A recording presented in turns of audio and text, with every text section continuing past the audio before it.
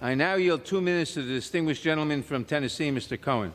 Gentleman from Tennessee is recognized for 2 minutes. Thank you, Mr. Speaker, and I appreciate my chairman, and I also found the remarks that were directed at you to be reprehensible. I know you, and I know your commitment to fair play in the First Amendment. However, I have questions about this bill, and that's why I'm here to listen to the debate. Now, I don't know if Mr. Lawler would want to respond, but there's another bill, Representative Manning and Representative Smith's bill. It's bipartisan, has, I think, 15 members of each party on it. I've been trying to get on it, but they're doing this crazy balancing act that eliminates certain people. Would you support, Mr. Lawler, H.R. 7921 and work with Mr. Smith to get that brought to the floor?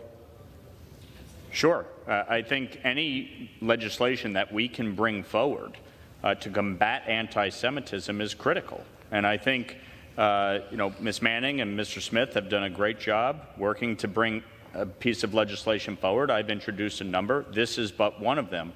But I think the objective is to clearly define anti-Semitism and force accountability on these administrators and make sure the Department of Education has the teeth to enforce the 1964 Civil Rights Act.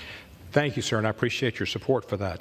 I think it's very important. I think it's a more inclusive bill, a broader bill, and it takes in not just the problems at the universities, but also takes on problems in the community at large.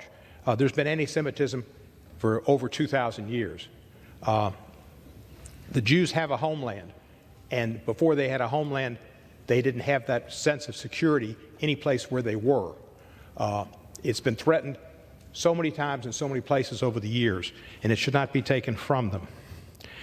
I was concerned, and Mr. Nadler made the point, that in 2017 in Charlottesville, there were national socialist movements, Vanguard America groups, traditional workers' parties, Klan members, all kind of right-wing